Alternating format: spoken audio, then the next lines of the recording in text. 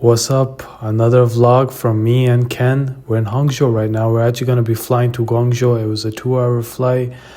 The flight was amazing, went by fast. We even got food on the flight, which was nice. And the air hostess, they were so chill with us. And this is us landing in Guangzhou right now. Our hotel was low-key really far away from the airport, but we needed to be close to Canton Fair. The hotel was nice, it wasn't bad. This is us at the market. The markets were underwhelming, that's for sure. Like a lot of these markets we went to, we needed to like buy at least 5 pieces, at least 10 pieces. And some of these shops were also doing dupes with really bad quality. But after this, we went to get our hair dyed, and we got a bit of aura from that for sure. We had some champion pizza, and I loved they added the creme brulee in the middle. We taking a DD to the Canton Tower. It's basically their Uber. The tower itself from afar looks something out of a movie. This is taller than any tower in North America, be it CN Tower, any of the towers New York has. This tower was straight insane. It blew our minds for sure. And if you're gonna go to Canton Tower, get the full package, which allows you to go to a ride.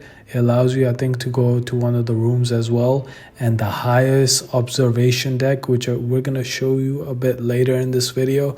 This is a bit of history of the Canton Tower and Guangzhou itself. There was legit no line. We just went to the elevator after getting our tickets and went up to the first observation floor. This observation floor has a sky bar. I think on the other side it has like a shop as well, which sells some of the merchandise. And yeah, this observation floor, the views were immaculate, but there was also like a lot of light shining, so you couldn't see the view properly. And yeah, the tower and the structure does have like a exterior like build on top of it that makes it super cool.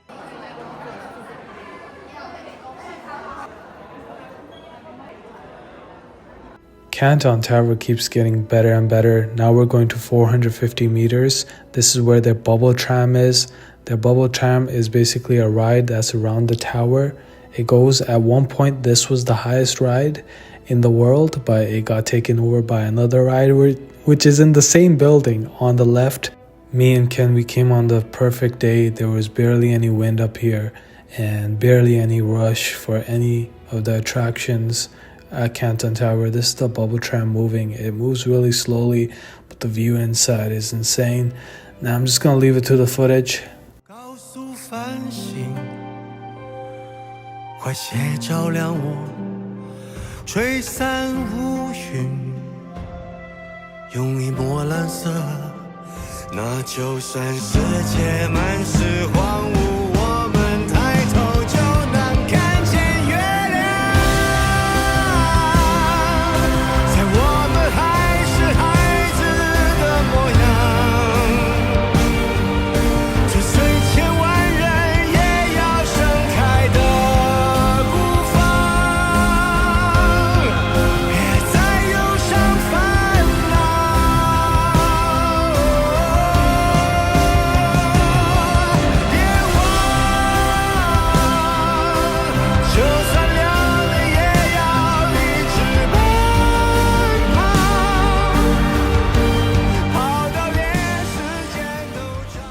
The bubble tram lasted way longer than we expected. We got so much footage and there are so many photos as well. Ken took a bunch of photos.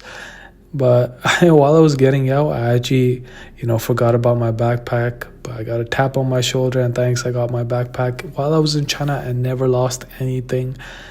And that's the best thing about China. It's such a high trust society. Everywhere you go, you feel the best. And now we're getting on the ride. Now this ride is the highest ride in the world. We can see Ken going up. This is like a mini drop tower.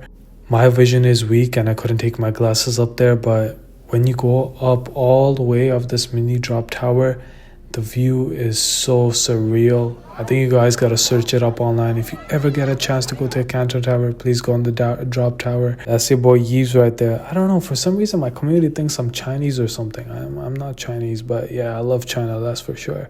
The drop tower going up, I didn't have my frame, so the view wasn't the best. it was still amazing. I could see like, some type of buildings up there. But after this, we took an elevator to the highest point of the tower, and this is the greatest view I've ever seen in my life.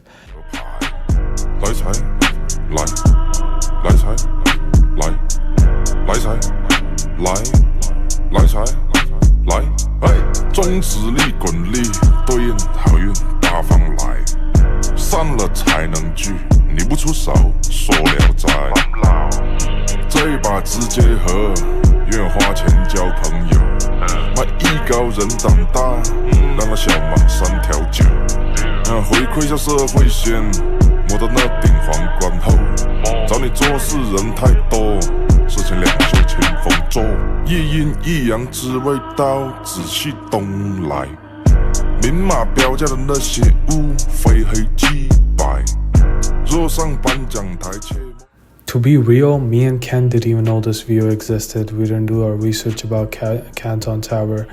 But this type of view would have never exist in the West. It would never exist in Canada, United States. These railings are 4 feet tall. This wouldn't be allowed in the West. But yeah, we come back down to ground floor, and we did feel kind of altitude sickness. We were up there for like, I think 45 minutes to an hour. This part of Guangzhou has a place in my heart. It's super clean. It looks futuristic. Feels like we're in 2040 over here. That's for sure. We were looking for a dessert spot. We didn't even come across any dessert spots, so we were just taking in the views, taking in the view of Canton Tower. It looks so futuristic. And we were gonna sit on that boat, but I guess we didn't. And after this, we went home.